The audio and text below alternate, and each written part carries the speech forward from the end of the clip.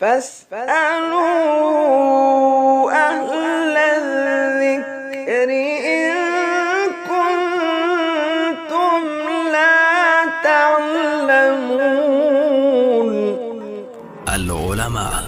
علماء و عوام میں حائل خلیج دور کرنے کی ایک منفرد کاوش۔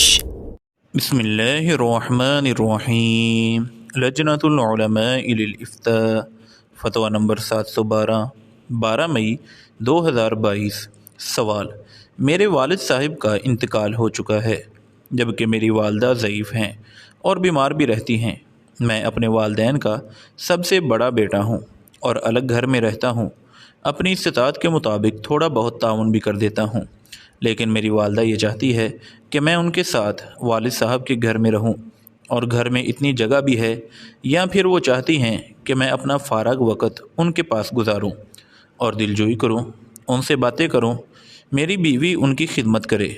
میں والد صاحب کے گھر میں اس لیے نہیں رہتا کیونکہ میری بیگم کو میرے گھر کا ماحول پسند نہیں ہے، اور ایک ہی گھر میں دیوروں سے پردہ کرنا مشکل ہوتا ہے، جبکہ میری چھوٹی بھابھی اسی گھر میں رہتے ہوئے پردہ بھی کرتی ہیں۔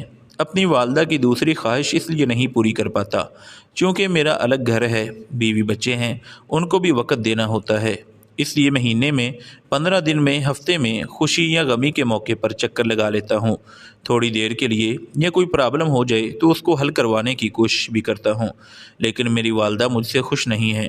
ان کی خواہش ہے کہ میں ان کو بھرپور وقت دوں، ان کی خدمت کروں، دل جوئی کروں، جبکہ میرے دیگر بہن بھائی میری والدہ کی خدمت کرتے ہیں، لیکن میری والدہ کہتی ہے کہ میں اپنے حصے کی خدمت کا حق ادا کروں۔ میرے وقت نہ دینے اور خدمت نہ کرنے کی وجہ سے میری والدہ دن بدن اس غم میں مزید کمزور ہوتی جا رہی ہیں۔ شریعت کی روشنی میں رہنمائی مطلوب ہے۔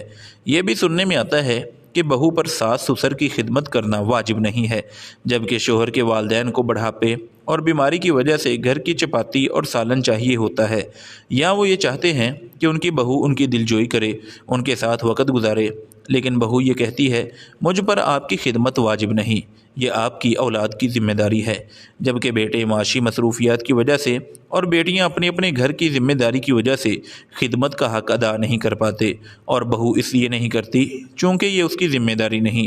ایسے میں شریعت کی تفصیلی رہنمائی مطلوب ہے۔ جزاکم اللہ خیرا۔ جواب: الحمدللہ وحدہ والصلاة والسلام علی من لا نبی بعدہ۔ یہ شروع سے ایک نظام چلا آ رہا ہے کہ بیٹی کی جب شادی ہوتی ہے وہ سسرال چلی جاتی ہے، اور بیٹے بھی شادی کر کے الگ ہو جاتے ہیں۔ بیٹے اس لیے الگ ہوتے ہیں کیونکہ اب انہوں نے اپنا گھر چلانا ہوتا ہے، کیونکہ اکٹھے رہتے ہوئے بعض دفعہ کئی ایک مسائل جنم لے لیتے ہیں۔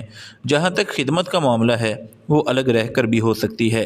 والدہ کو چاہیے کہ وہ وسعت ظرفی سے کام لیں، 24 گھنٹے بیٹا اس کے پاس بیٹھا رہے، اس کی خدمت اور دلجوئی کرے، اور بہو بھی اس کے ساتھ بیٹھی رہے۔ یہ ناممکن ہوتا ہے کیونکہ ان دونوں نے گھرداری کے حقوق بھی ادا کرنے ہوتے ہیں۔ ہاں، بیٹا والدین کے حقوق ادا کرے، ان کی خدمت بھی کرے، اور بہو بھی کبھی کبھی جا کر ان کی خدمت کرے اور خیریت دریافت کرے۔ یہ بات غلط ہے کہ بہو کے ذمے ساس سسر کی خدمت نہیں۔ یہ سوچ مغرب سے اور آج کے جو نام نہاد پڑھے لکھے لوگ ہیں ان سے آئی ہے، جو کہ بالکل ہی غلط ہے۔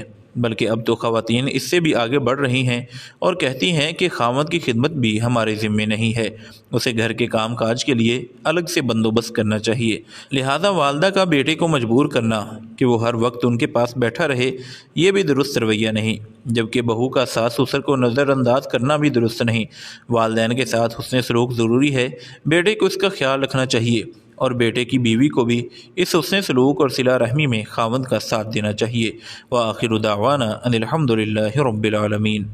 مفتیان کرام فضیلت الشیخ ابو محمد عبد الستار حماد حافظہ اللہ، فضیلت الشیخ عبد الحلیم بلال حافظہ اللہ، فضیلت الشیخ جوید اقبال سیالکوٹی حافظہ اللہ، فضیلت الدکتور عبد الرحمن یوسف مدنی حافظہ اللہ، فضیلت الشیخ سید مجتبی سعیدی حافظہ اللہ، فضیلت الشیخ ابو عدنان محمد منیر قمر حافظہ اللہ، فضیلت الشیخ حافظ عبد الرؤوف صندوق حافظہ اللہ، فضیلت الشیخ محمد ادریس اثری حافظہ اللہ۔